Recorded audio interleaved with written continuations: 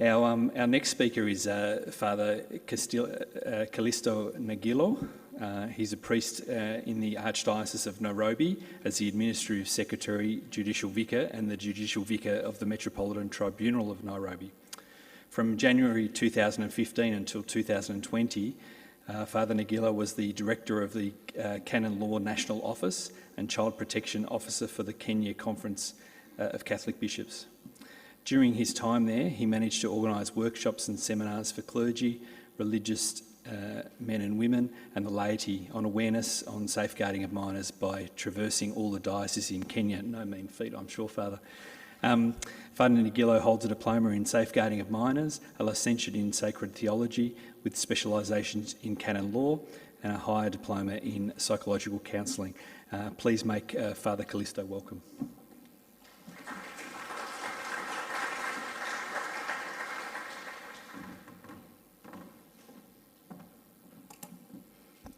Thank you for the introduction and for the invitation. I am humbled to stand before these great ladies and gentlemen to share with you what we go through in Kenya, assuming in Africa. I want to put a disclaimer. Africa is such a large continent with so many ethnic, or they call them tribes. In Kenya, we are approximated to be about 50 million, and in 50 million we have 42 ethnic groups. So you can imagine already just in Kenya we have 42. You don't talk of Nigeria. Nigeria, we have millions, 100 and something million people, and so, and that is just but a drop in the ocean as Africa. So, as I talk about if you hear about the cultures, it is not so much African culture. There's no African culture as such. But yes, they are close to one another. So I will be more in examples in Kenya rather than the whole Africa. But yes, we are related in one way or another in how we do our things. When it comes to the reporting and the challenges that come with the implementation of Vox Estis Lux Mundi, I would acknowledge, yes, that the mandatory reporting came at a right time, yes, and the multidisciplinary approach was the right way to go, but has it been implemented? Indeed, in every state, we have different statutes. However, the objective of recognizing and reporting and investigating cases are essentially the same, more or less. In Kenya, we have the laws of Kenya of Children Acts, chapter 141, which was revised edition of 2012, 2010. And anybody, any person can report a case. And that is a good opening, that is a good law. It's not necessarily that the one who has been affected is the one to go and report. Anybody, any adult of age beyond 18, above rather 18, is capable of reporting a case of an abuse.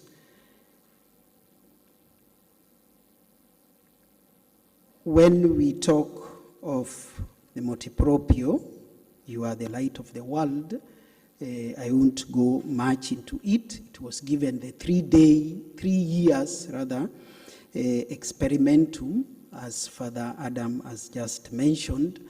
But the question is, has it made any effect Is there an effect? Is it being felt on the ground? Maybe we look at why. Why? I want to relate culture and reporting. One of the renowned theologians, Arnold Shorter, a great theologian, he taught in my country, Kenya. He talks of culture is essentially part of the human phenomenon. In fact, everything a human being thinks, says, or does is part of a pattern of a whole. Culture is learned by individuals as members of a human society. It offers them a configuration of meanings and behavioral norms embodied in images or symbols. This configuration is a coherent system which is born out of interaction of ideas and behaviors. And culture controls people's perception of reality, causing them, in the poetic William Wordsworth's phrase, to have create what they perceive. What they perceive is already created. Culture, it has been said, is the software of the mind.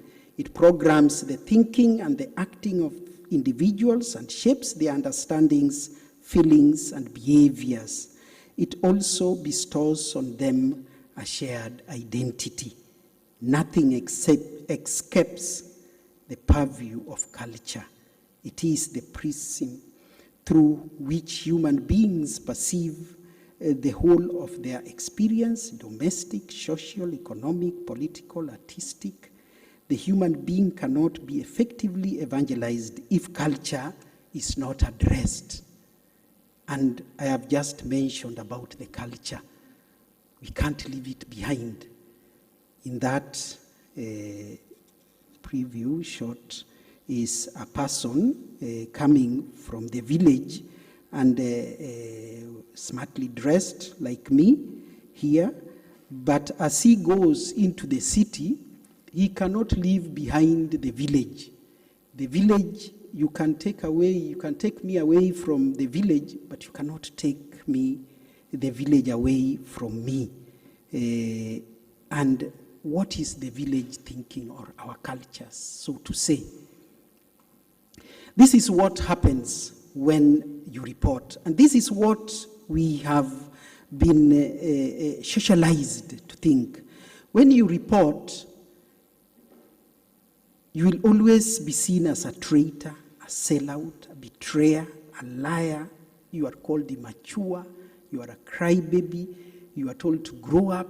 Why should you go and report such things, especially when it comes to these abuses? You asked for it.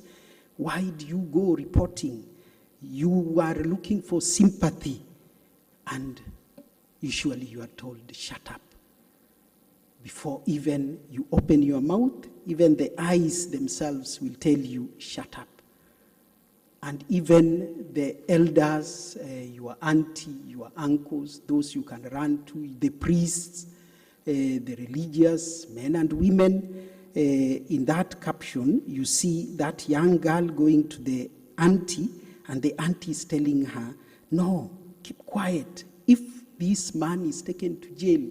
And this comes because also of poverty, I would say. Economic power is not there, and so you are led to be abused, and it is kept in silence. It is kept in silence. Socialization and reporting determines a lot whether we can report cases of abuse of minors or not. African setting and upbringing view sexual matters as taboo, subject not to be discussed in public or among people of different age groups. No mention of sexual organs can be done in public. A child will always tell you, this is Kiswahili phrase, alinifanyia tabia mbaya, literally meaning he has or she has done to me bad manners. And so you are either, when I bring such report, maybe in my course of work, I send that report to Rome, they will really want to understand this child, bad manners, is it abuse or what? They might not understand the language. And so the lack of boldness to speak on sexual issues and report abuses has become a fertile ground for perpetuating abuse of minors in Africa and the world, I suppose, at large. We are tied. Our hands are tied, and we have been told to shut up. The culture of silence. I do go about teach awareness, because the culture of silence is deeply rooted in our society. And it is because of what you can see, and you know very well, it is intimidation, poverty, stigma, shame, ignorance, and impunity. And we have made it a way. That is our way of doing our things. And because of that, the perpetrators have taken advantage of that, and they have gagged everybody. Those who have money have been gagged, and children, even the church there, the institutions, nobody, no single place is spared in all this. But the big question is, who will place the bell around the neck of that cat? Because "You are the light of the world" talks about the clergy, the religious men and women. And the clergy here includes also the bishops. And we have been cultured in such a way that we, as rats, so to say, the cat is the superior. And up till today, there is a story told, the rats are still planning how to put that bell around the neck of that cat. But they have never managed. And that is what the document is telling us to do, to put that bell around the neck of the superiors of our clergy. The laity are being told, go and report this. You are priest, you are religious sister, you are bishop. How do you even dream about it? Even in your dream, you get scared. In Kenya, just for an example, only 1 out of 20 women will report a rape case. And that sample was done of about 33, or rather 40-something million. And only 1 out of 6 will seek medical assistance. So societal stigma associated with the rape deters a majority of women, children, and anybody to report. And these cases will just be left unattended to. I want to go now to respond, maybe, to why Vox Estis Lux Mundi has not really taken ground. Father Adam has really gave us a nice eye-opener, and indeed even mentioned some of the challenges why it is not implemented. I go article by article. Maybe I start with Article 2 of the reporting, reception of reports and data protection. There's need for episcopal conferences to create mechanism for proper coordination. Hesitancy and lack of enough trained experts always will contribute to the reception of the reports and data protection. Very few dioceses have already set a desk for reporting. And if any, they are not really public.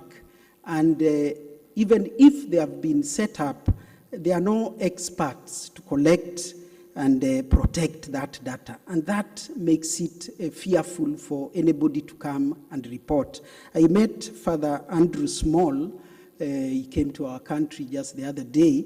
I don't see him around, but he opened my eyes when he was talking about the memoraria, where you have the one-stop shop, where you have a group who will be bringing out awareness, education, and information. And then there's the second group, which is for the reporting and receiving the data and everything and the cases. And then there's the accompaniment, where the victim is accompanied. That indeed can be, I would say, the beginning of the solution of this you are the light of the world to be implemented. Number 2, Article 3 and paragraph 4, report shall include as many particulars as possible. And Article 14 talks about investigating within 90 days. Many particulars as impossible. We are not a society of literature. Our literature was oral. That is the background of an African. Writing and putting things and dates and all this is so tedious. And you will always see, when I sit with somebody, maybe even the victim himself or herself, you ask the dates, the time, the place, they start thinking, why are you doubting me? And so it becomes very tedious and very so. Due to fear of witnesses, I have seen this firsthand, due to fear of witnesses to come forward and lack of enough experts, information is hard to come by. Time wasting, and what is gathered is scanty, remaining at the level of just rumors and gossips. And when you send such a document, I did send one of such documents, but we lacked the witnesses. Rome returned it back and said, you deal with that person. He was a priest. Deal with him. The bishop was told to deal with him how he sees best. Because no witnesses will come forward. Article 4, protection of the person submitting the report. There are no mechanism put in place to protect persons reporting. Fear of being exposed and rendered an outcast is so big. Article 5, acts of persons, care for persons is always viewed as accepting liability. And on the other hand, blackmailing the victim. The victim feels you are taking me for therapy because you want me now to accept that yes, it happened and it is a bygone. Very few institutions can offer therapy and rehabilitation where I come from. Article 6, subjective scope of application. Reports against bishops may always be sent directly to the Holy See. This means the sending of document, one, is very costly, and secondly, it might be viewed in bad faith, that why you have not informed this, you are doing it behind your bishop or your superior. Reverential fear and fear of victimization in case the case is thrown out. You imagine you send such a report and then it is thrown out of lack of evidence, and now you are there with your superior, with your bishop, and he's the one to send you, I don't know, to wherever and to take care of you. How do you begin? Article 8, procedure, application in the event of reporting concerning a bishop in the Latin Church, and Article 12 and 13, carrying out the investigation with qualified persons. In this, when the accused is a bishop or a superior, there will always be conflict of interest. You can, like they say, you cannot bite the finger that feeds you. So it needs independence and autonomous, like what I've just mentioned, memoraria, where it is not funded by the same conference. Then maybe, and I say just maybe, it can then work. Article 16, and as I finish the articles, establishment of a fund. Lack of funds is always a challenge, if not a pretext, of course. Another danger is playing the tune of the paymaster. He who pays the piper will always calls the tune. And most dioceses have not established reporting desks, and those who have the protocols are not easy, not public, and not stable. There are other reasons why There is the reporting a superior to a superior is by itself defeating. Protocols of making appointment to reach the superior is always an uphill task. Culture of respecting the elders are always right. There is always this unread constitution, I hope I'm still in time, I'm just finishing, that rule number 1, elders are always right. Rule number 2, if the elder is wrong, rule number 3, refer to rule number 1. The elders are always right. Culture of silence is ignoring the red flags due to cultural attitudes. There's the reverential fear. You are protecting your religion and fear that God will punish you if you report your superior. There's the power variation where people interact with their specific classes. You don't just go to superiors and you express yourself. There's intimidation. There's fear of consequences. What happens if the case does not pass through? Invisibility of victims. Women and children have no voice. We are a patriarchal society. And when cases come, we have mainly in the village, even if it's a priest or a religious who has abused a child, there are always kangaroo courts. And kangaroo courts are made of men. And they sit down and then they cleanse the situation. They slaughter a goat and pour blood maybe around, and then they eat the goat, and the story is ended. And even as a priest or religious, you will go that way. They rarely want to go the civil way, and there is always the stigma coupled with all this impunity.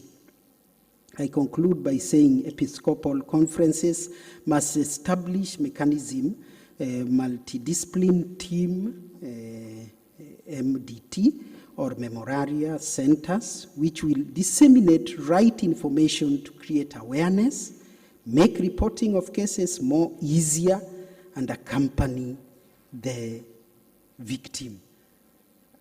I am also I write, I express myself. I find myself expressing myself more when I write a bit of some poet. And I was thinking about this reporting. And this young boy or girl, I reported my abuser, told was lying. Reported again, told to shut up. I resorted to walk in silence. You called me an introvert. In shame and guilt I moved. You called me shy. I felt like disappearing. You said I was timid. Soiled my beddings. You told me to grow up. I ran from home. You called me a delinquent. Infected by STIs. You said I was promiscuous. Impregnated. You called me a prostitute. Reported feeling pains. You said I was pretending. Caught with drugs. You called me a peddler. Had eating disorders.